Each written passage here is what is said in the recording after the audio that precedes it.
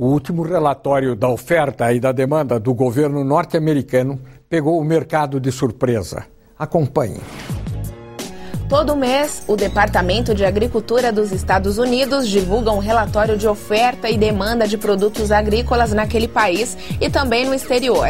Para quem atua no mercado de commodities agrícolas, essas informações são valiosas porque apresentam estimativas de safras e, com isso, é possível prever preços de produtos ou ter mais segurança nos negócios. No relatório do mês de setembro, houve uma surpresa para quem comercializa grãos, seja no mercado físico ou no futuro. Segundo o governo, a produção da soja nas lavouras norte-americanas será maior em 2011, de 83,17 milhões para 83,96 milhões de toneladas. Essa diferença nos números após a vírgula foi o suficiente para causar um alvoroço no mercado, que esperava uma queda na produção. As cotações da soja caíram no mercado futuro da Bolsa de Chicago e também em outros mercados do mundo, a exemplo da BMF Bovespa. Voltamos a falar com Lígia Pimentel, via internet, especialista da XP Investimento, discutindo agora o relatório do governo norte-americano a respeito das safras de grãos. O relatório foi bastante minucioso, Lígia, quando falou em trigo, quando falou em café, quando falou também em milho, soja. Como é que você interpreta esse relatório colocado como foi, com perspectivas bastante otimistas sobre a produção de tudo isso no mundo, inclusive do trigo, né? Onde as estimativas foram muito superiores à do mês anterior?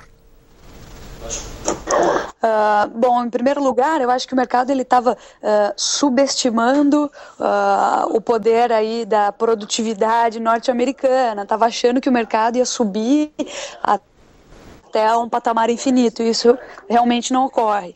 Veio aí, apesar de a gente ter vivenciado, se não me engano, a pior seca desde a década de 30, as temperaturas mais altas desde a década de 50 nos Estados Unidos, apesar de tudo isso, a gente viu que a capacidade da produção norte-americana é grande, e a gente teve surpresas negativas em termos de preço para algumas commodities, tá? Mas o rally continua. Ainda tem um cenário firme para as commodities agrícolas. No caso da soja, que eu acho foi uma das mais prejudicadas aí. A gente ainda tem muita coisa para observar, principalmente em termos, observando aí setembro e outubro, será que vai ter geada, será que vai afetar a soja? Então a gente precisa ficar muito de olho, usar o relatório de setembro como base para se posicionar, usar como base para esperar um próximo relatório, mas eu acredito que o mais importante mesmo, ele é apenas um parâmetro. E o mais importante mesmo está por vir, que serão as estimativas finais em outubro, tá certo? Então acredito que até termos uma confirmação da safra lá nos Estados Unidos em outubro e também confirmação de um bom início de plantio na América do Sul, eu observo as commodities agrícolas, apesar de alguns dados que possam fazer elas darem uma escorregada, eu ainda vejo elas sustentadas e compradas em baixas, que eu quero dizer que o mercado cai, os especuladores voltam a comprar, pelo menos até sair esses dados finais aí em outubro. Nos Estados Unidos está havendo também uma concorrência grande da área cultivada entre o milho e a soja. E me parece que o milho tem tido uma certa predileção lá nos Estados Unidos em relação ao plantio de soja. O que explica isso? A rentabilidade do milho em relação à soja? Isso, além da rentabilidade, o que ajuda a melhorar a rentabilidade também, que é a demanda enorme por parte da China, né? A gente sabe que a China, além de ser grande consumidor para os humanos, para a população, ela é grande produtora de carne suína e também grande consumidora. Então tem uma grande demanda por parte desses produtores de suínos lá na China. E isso leva a patamares mais elevados, melhorando a rentabilidade e estimulando muito mais o produtor a trocar a soja pelo milho, no caso aumenta a área plantada aí de milho. Então esse é um motivo fundamental aí que leva o milho a ter uma vantagem sobre a soja aí nos últimos tempos. Sim. Agora, curiosamente, no Brasil, nós estamos esperando a volta da China exatamente para comprar soja brasileira, exatamente porque eles viriam buscar aqui a soja para alimentação do seu rebanho bovino. Também isto é verdade, a soja comprada do Brasil tem um destino muito voltado para a pecuária chinesa? Sim, também tem o destino voltado para a pecuária e também no sentido do farelo, né? O produto brevemente processado. Além do grão, eles compram grande quantidade de farelo também para o direcionamento na alimentação bovina. Mas como o forte deles lá, tanto de consumo quanto de produção é de carne suína, eu sei que grande parte desse montante aí que eles acabam importando vai para a alimentação dos suínos lá, para a população poder comprar carne suína que se alimenta desses produtos. E Lígia, você ainda está abusando muito do seu conhecimento. O que é que você de jeito pensa algum para a safra do café? Você acha que a safra do café será tão grande quanto anunciada? Olha, a safra do café pode ser que sim.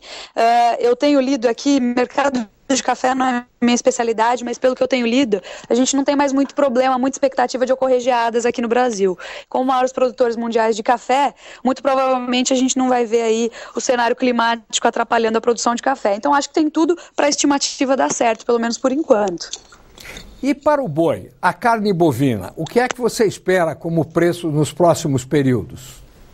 Olha, olhando em termos mundiais, a gente vê uma contração dos rebanhos lá fora. Nos Estados Unidos, por exemplo, que são um grande produtor, a gente vê uma liquidação do plantel devido à seca, que tem dificultado muito manter o bovino tanto no pasto quanto no confinamento. A seca tem prejudicado muito a engorda do bovino lá. E com isso, além de abater machos, os produtores têm tido que abater as fêmeas, porque a fêmea, não sei se todo mundo sabe, mas ela com uma baixa nutrição, com baixo desempenho nutricional, ela também desempenha muito mal, falando em termos reprodutivos. E repetição de cio é sinônimo de vaca ser mandada para o abate. E sem vaca, com menos vacas, a gente tem uma produção menor de bezerros. Então, para os próximos anos, espera-se uma oferta menor de bezerro, consequentemente, uma oferta menor também de animais terminados. E o Brasil, inserido nesse meio termo, ele fica muito bem, porque a gente vê o preço do bovino, da carne bovina lá fora aumentando com essa situação difícil em termos globais e aqui dentro a gente está quase entrando na boca de uma fase de baixa do ciclo pecuário, ou seja, faz 5 anos que a gente vive retenção de fêmeas aqui no Brasil, ou seja, faz 5 anos que as fêmeas estão produzindo bezerros, daqui a pouco nós deveremos ver uma oferta de bezerros aumentando. E aí com o preço da carne bovina alto no mercado internacional, a gente se vê voltando a produzir uma carne barata frente aos concorrentes e a nossa competitividade no cenário internacional vai ser retomada. Essa que é a expectativa de um prazo mais longo por enquanto, já que com a desvalorização do dólar frente ao real, a competitividade da carne bovina brasileira foi muito prejudicada no cenário internacional. Tanto é que nós vínhamos de primeiro maior exportador de carne mundial e agora estamos em terceiro lugar, atrás de Austrália e atrás de Estados Unidos também. Então a gente perde muito com a desvalorização do dólar. Mas se a carne bovina aumentar nos nossos concorrentes, o preço da carne bovina aumentar, a gente volta a se tornar competitivo, apesar do dólar por enquanto. Lígia, você teve uma participação fantasticamente clara e muito agradável para o nosso telespectador. O Cifras e Safras fica por aqui. Queremos agradecer a participação de Lígia Pimentel, especialista em commodities da XP Investimento. Se você tem dúvidas ou quer assistir novamente este programa e os anteriores, entre em nosso site, que é o www.cifrasesafras.com.br. No próximo programa, continuamos a falar sobre commodities. Uma ótima semana a vocês e até lá.